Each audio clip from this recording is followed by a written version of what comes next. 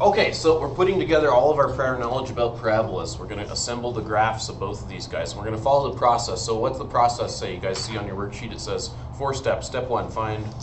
Factor each quadratic function, find the zeros. So find the zeros if you can. Now I'm pretty sure I made all of them factorable. Some parabolas are not, and you have to use other stuff, which we'll look at a little bit next week. But most parabolas and the ones that you're going to work with are factorable. So can you guys help me? Let's factor this first. Is this one factor? Standard. Different squares? No. No. What they share? So it's got to be standard trinomial. This guy is 10 and 2. I don't think that's going to give me 1. Oh, 5 and 4. 5 and 4 will work, I think. So if we go x, which one is it? Plus 5 or plus 4? Plus 5. Okay, minus 4. So there we go. That's another version of the parabola.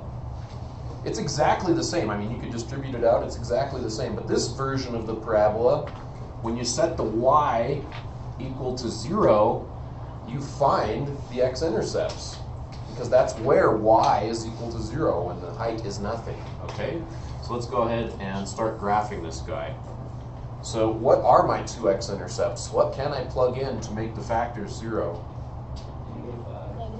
I could plug -5 in there, so we'll have a 0 at -5. That's a point on the parabola, and we've got another one. If we plug in 4, we'll get 0 here, which will make the whole thing 0, right? So if I put 4 in here, the whole thing is 0, so it's 0 high. Does that make sense? Its y value is 0. That's the idea of doing this. So what do you guys think? Is this one facing up or down? Up, clearly because of this. So we can already do a decent sketch, right? So it's facing up, so somewhere like this. What's step 2 say to do? Find the vertex and axis of symmetry using the formula. Yeah, so we already learned it. This is like the only formula we've really learned in this part of the class so far. There's only a couple formulas in this whole class. One of them you should know is the vertex formula for parabola. What is it? Is it n times v over 2a? Okay, so if you don't have that memorized, you have to have it memorized for tomorrow, which hopefully you're gonna, because you're only gonna use it like 10 times on this worksheet, yeah? So that's the worksheet formula for the finding a vertex. We'll figure out where that comes from, by the way, next week when we look at the quadratic formula. So what is b for this guy? Remember, it goes A, B, C. 1. B right here is 1. A is also 1. C would be -20 if you wanted it. But we don't need C, so we're going to go -1 over 1, which is -1. Let's see if that makes sense with our picture. When you do this, your picture should make sense. If it doesn't make sense, you did something wrong, okay? So this says our axis of symmetry is at -1. Let's see if I draw it on there. Does that kind of make sense? Now my picture is not perfect, but I think that looks decent, right? Like -5 is here, 4 is there, the vertex is at -1. I think it's possible, feasible, looks right. So I'm going to label it x equals -1. And we've got to find the y coordinate as well, so let's find the y coordinate by plugging it in. So I'm going to take it and plug it in. So I'm going to say, there's the x. I can use bullet points to distinguish. Here's the y. Go -1 squared plus -1 minus 20. Negative squared is positive, and that's -20. So that's minus 20. Do I have a mistake? I'm thinking I have a mistake somewhere. Where's my mistake, Mary? I'm supposed to multiply it. Ah! Where's my mistake? You're supposed to multiply it Yeah, by 2. like 2 by. I just like totally ignored the 2 from the formula, didn't I? And my thing was a little bit off. I was thinking this has to be like right in the middle, right? Doesn't it have to be like right in the middle of the 4 and the -5? Yeah. So that's close to the middle, but it's a little bit too far which way? It's a little too far to the left. Shouldn't it be, even my picture shows it. Shouldn't it be a little bit more to the right? Totally. So this is supposed to be what? Negative, not -1, but -1 half. So that's going to change this just a little bit. So I'm going to go negative 1/2 squared plus negative 1/2 minus 20. So that's going to be 1 squared's 1, 2 squared's 4, that's minus 20.5. You can use your calculator to help you out here if you don't like the fractions. It's going to be 0.25 minus 20.5. It's going to be minus what? You guys have your calculator? Help me out. What? If you need it.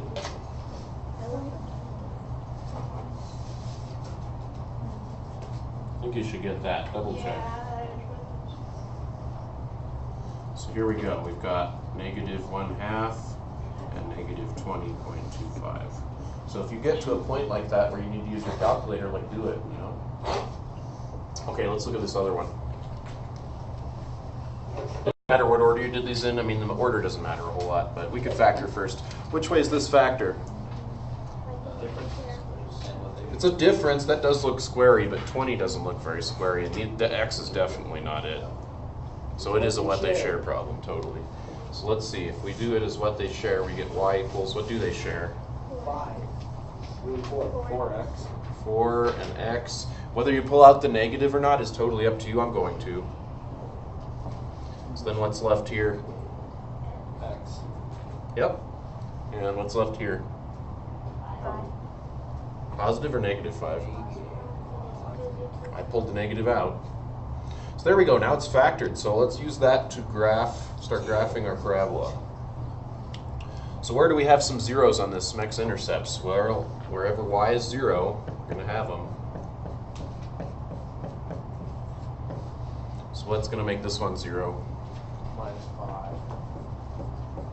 This one has a 0 just like our other one did. And what's going to make this one 0? And what do you guys think, up or down on this guy? Down. That says down. It's going to be something like this. We really want to know how high this thing goes as well. You guys should already be able to guess, just from the picture, even without the vertex formula, where's the vertex's x going to be? It's going to be right in the middle, right? So what's between 0 and negative 5? 2.5, negative 2.5. Let's check and see if that comes out when we use the formula. So when you use the vertex formula, you're going to get what? X equals negative, b on this guy's negative 20. 2, I won't forget my 2 this time, hopefully, times a is negative 4. So we're going to get 20 over negative 8. Let's see if we can work that down. Divide by 2, you get 10 over negative 4. Divide by 2 again, you get 5 over negative 2. I think that is negative 2.5, just like we thought it should be by thinking about it being in the middle, right? So this guy is in the middle at x equals negative 2.5. Okay? So where's its y value? Well, we know it's got to be up here somewhere. To find it, you plug it in. So we're going to say the y value is negative 4 times that thing squared minus 20 times that thing. Now this has a decimal in it, so why don't you guys use your calculator and help me out with this. So what do you get? Somebody square negative 2.5 for me. I can do it in fractions, but I don't want to freak people out, so it's not very hard really, but just in case you have trouble with your fractions. So 6.25 is correct, yes. Positive, right? Negative squared is positive. All right. Then we got a positive here. What's 20 times 2.5? 20 times 2 is 40. Times a half is 10. So I think that should be 50. And then this one we could use our calculator on, or not. It's going to be negative 24, negative 25. Check it. Use your calculator. Check it. You guys are going to need your calculator on this lesson, so make sure that it's negative 25. I think it is. Okay. So then we got 50 minus 25 is 25. So the y coordinate on this guy is up here at 25. So it's negative 2.5, 25 high.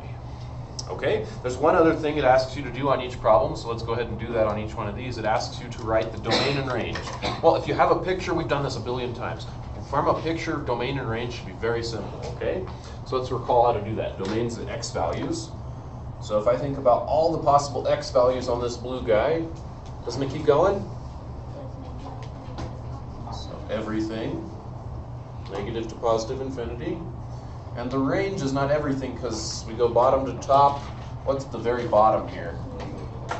Negative 20 and a quarter. And then it grows up forever. Parenthesis or bracket on this? Bracket, because there's an actual bottom point there. Okay? Same thing on this guy. Domain should be the same. Everything. The range is going to be bottom. Well, there is no bottom, so negative infinity, and it rises all the way up to 25, and that's the top. We're going to cap it there. Okay, so that's all the kinds of problems that you guys have, is you're going to be assembling parabolas by doing two main things. Vertex formula to find the vertex. You can also just use common sense. That's how we caught that mistake on the first one, right? And then factoring to find the zeros. Between vertex and zeros, you should have everything you need. Richard, what's up? Is there any time that the domain is different? For a parabola? What do you guys think? We've seen the two parabola shapes, whether it opens up or down. I think it continues to grow forever. So for parabolas, the domain's always everything, totally. Other functions, definitely not true. But we've only seen 3 functions so far: exponentials, lines, and parabolas. There's lots. Okay? Good question. Looks fun. Okay, here we go. So the axis of symmetry and the vertex. We've got this parabola over here. So what I did with it in purple was label it. That's the same thing you guys should be doing when you start yours out, unless you just know that really solid in your head. I don't really care if you do it or not. But you need to make sure it's in the right order. X squared, X number. Could one of those be missing? Sure. If they're missing, what is that value of A, B, or C? 0. Okay, so that could happen. So this one has an A of -1. Remember, you don't use the X. It's just the number in front. What's that called? The Coefficient. Coefficient, Leading right? coefficient. No X is ever in A, B, or C. So there's A, B, and C for this problem. Okay. So the axis of symmetry, we need to remember. You guys are going to be tested on that, so make sure you know that the formula to find it is -b over 2a. Plug in, so we get -3 over 2 times -1. So that's +3 over -2. So that plus or minus 1.5? It's minus 1.5. Okay, so there's that line. 1, 2, about right there. I'm going to do that down at the bottom. Need more space.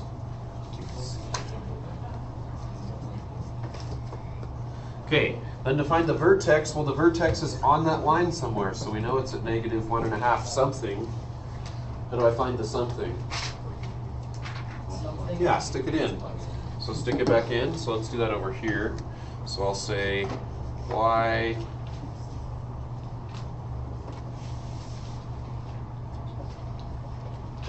Be real careful with your negative signs. I know the one I gave you on the first quiz or two is not as tricky as this one with lots of negative signs. This one has lots of negatives, right? Okay, so then we probably need a calculator. Can somebody tell me what that is? This part's going to be plus, what's 3 times 1.5? I think that's 4.5. I need a calculator though. That's what I'd be expecting you guys to do. I probably gave you something once again that's a little easier to compute this time. Yeah. What is that? I need help.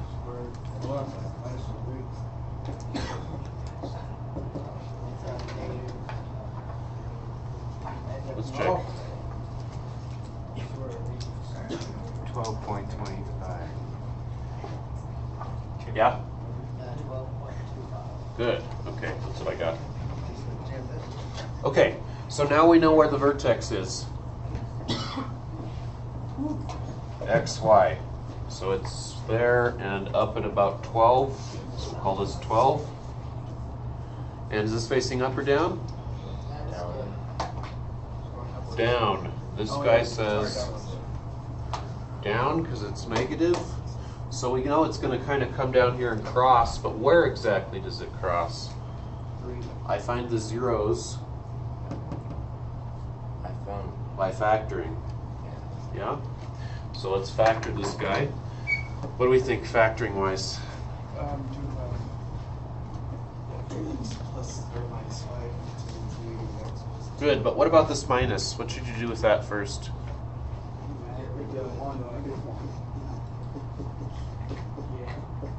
You guys see what I did? I pulled it out.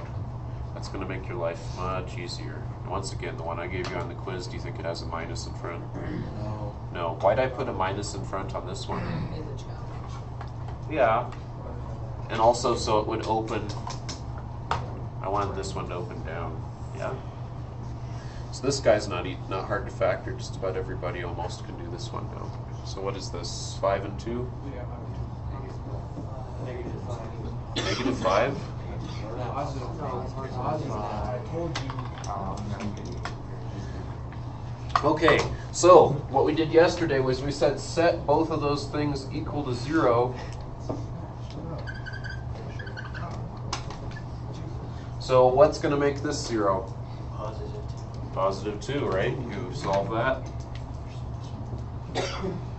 You get x equals 2. This one you solve, and you get x equals negative 5. Plot those guys. So about right here at negative 5, and over here at 2.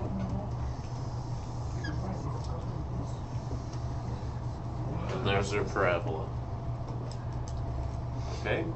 That's pretty much all we need to know up till our next test that's on these little quizzes. Yeah? And if you know this going into Algebra 2, you will not have trouble with a lot of it.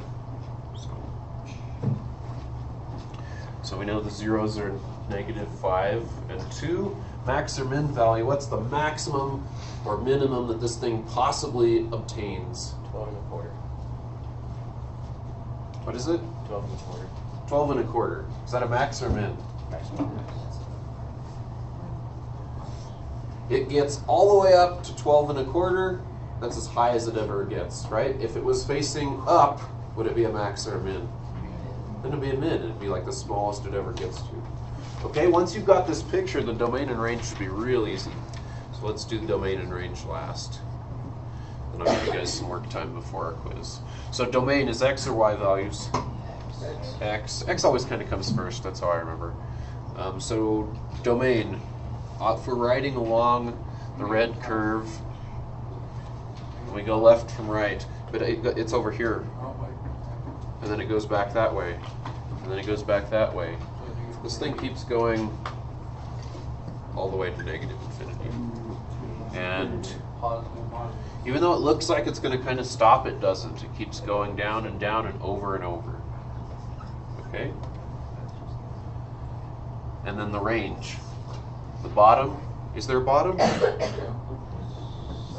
Negative infinity. And it keeps going up until the vertex again. So can you guys see how many times the vertex comes into this problem? It comes up over and over and over again. Negative b over 2a gives you this, gives you part of this, and also has to do with some of the range issue. Yeah, it comes up again and again in that same problem. I made one mistake though when I wrote this down. Ah, you guys hear her? Ms. Cox said that needs to be bracket. Okay? All right, there we go. You guys have about 20-25 minutes, and then I'll let you work on the quiz, okay? So finish up 9-6.